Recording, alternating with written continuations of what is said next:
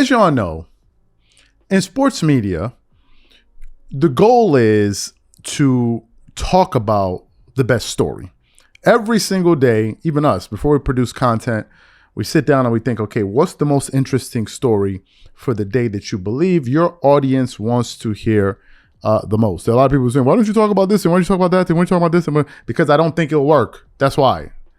So please allow us to do what works for us. There are a lot of channels on YouTube that cover a plethora of things around the NBA. I'm sure that very thing you're looking for, you can get it online if you're not getting it here. So just please, we're doing what works for us. And sometimes in sports media, big media, controversy sells, right? Controversy sells. He said that. Confrontation really works well. For whatever reason, human beings, we gravitate towards that type of stuff. Is the reason why we like to see a good fight in boxing and MMA. That's just how we are.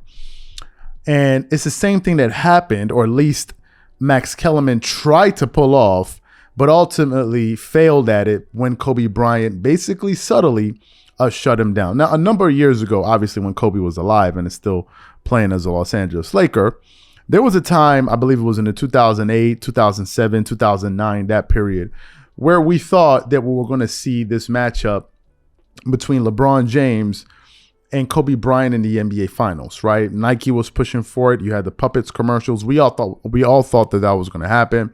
I think LeBron's team, that Cleveland Cavaliers team, if I'm not mistaken, had the best record in the NBA that year, but then they went to the Eastern Conference Finals and they lost to Dwight Howard, Hedo Turkoglu, I think Rashard Lewis and these guys. They ended up losing to those guys with Jameer Nelson and these guys. So the Lakers made it to the finals, but they ended up facing the Orlando Magic, right? So we didn't get to see that matchup in the finals. And I think at the time this interview was conducted, it was when I think LeBron hadn't won a championship at that point. It might have been in 2009 or 2010. So what happened?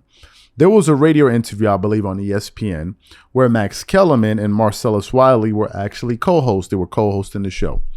And Kobe Bryant called in and they were talking to him. It was a brief conversation and they were talking to him about a range of things.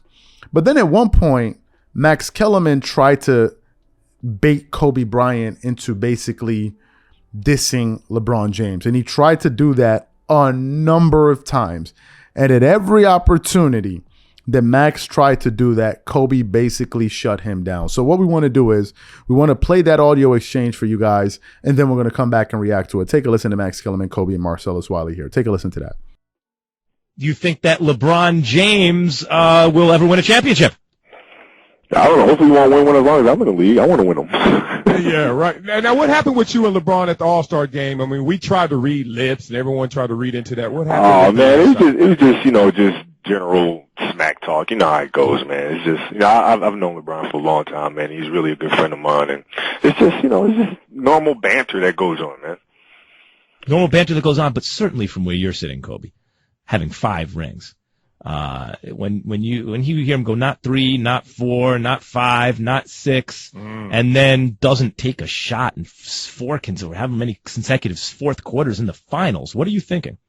Well, I think that, I know him pretty well, and I know the type of person that he is. And he's the type of person that's, first of all, he's a workaholic, he's a gym rat, and he's constantly learning, trying to make himself better. So, it's just a matter of him figuring out how he wants to go about closing games.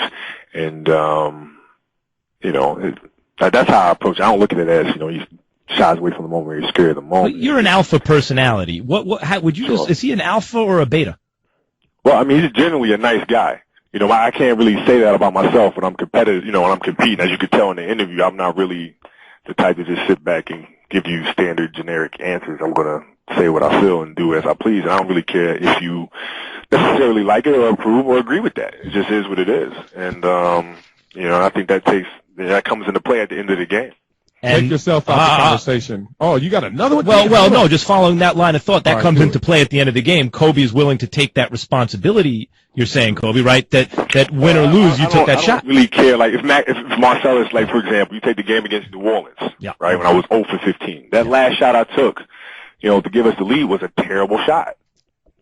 It was a terrible shot. We were down 2. But it won the game. I could have threw the ball inside. I could have drove to the basket, but I felt like I could make it, so I rose up and I took it. Now, if I missed it, the radio the next day would have just devoured me. But it is what it is. And LeBron is less likely to take that shot. So I don't know what's going on in his head, but the shots that that I take, not too many people would take those because you gotta make me comes with a lot of baggage. Who is willing to take them? Do you think in the league? I don't know. I can't really speak for the rest of the guys. See, Kobe, now look at him. He's asking these whack questions now. Kobe, he's forcing me to ask you two questions at once. First one is, go ahead. Then I gotta go catch a point. Damn, you see, you're making him late for, Shut up. Kobe, what's your shoe size? Shut up. Take yourself out the conversation, Kobe. Who's the best player in the NBA? And second of all, if you had to start a team with yourself, who would you draft? Take myself out of the equation. Who's the best player in the NBA? Yep. LeBron James. All right. Now, if you had to draft a team, would it be LeBron? Question. Yeah. Now, do what? If I had to draft what? If you had to draft a team, who would be the first teammate you had? If I draft a team, the first teammate that I would have? Yeah, who would be your first pick? LeBron James. Damn. To play alongside of me, I pick LeBron, no question. Why? No question, because he's a pass-first guy, and I'm a gunner, so that goes hand in hand. So you heard the exchange, right? Max was basically trying to bait Kobe, right? He's like, why don't you think he didn't take the last shot? You're an alpha. Would you consider LeBron James a beta? And Kobe was like, I don't know what's going on in LeBron's mind. So Kobe basically didn't fall for the banana in the tailpipe. And he knew he was savvy enough to understand what Max was doing. Another thing that I liked there was Kobe was defending LeBron. Right? He was defending LeBron there, and it's something that I've heard him do. And I think he gave a perfect characterization of him and LeBron, when Max Kellerman said, who is the person that you would most like to play with? And he said LeBron James, number one. Why? He said, because our basketball games work perfectly together. And I don't think he told a lie. The evidence of this is LeBron James flourishing with Kyrie Irving as a teammate. Kyrie Irving is a combo guard. He plays the point, but he's really a two guard that scores, right? He's a scorer.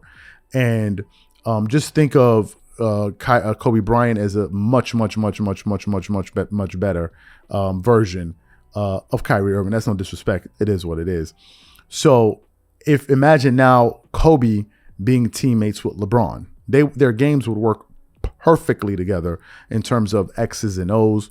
Although Kobe is a little bit ball dominant as well, so LeBron is going to probably have to be able to be adept at cutting, catching and shooting, which I know is not really his strengths. LeBron is a ball dominant type of player. That's why he needs a certain set of personnel to play with him.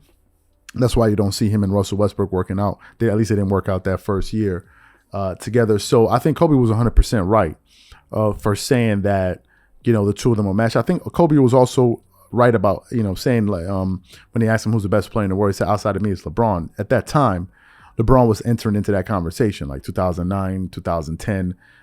I think he took over at 2012. If you're asking me, there's no way in your right mind you would say that LeBron James from the beginning of his career to 2011 was the best player. And there's no way you can say he's still the best player in the world after watching that 2011, 2012 finals with the Mavericks. You would have to be on something very, very good. Use some Cali stuff, right, for you to believe that.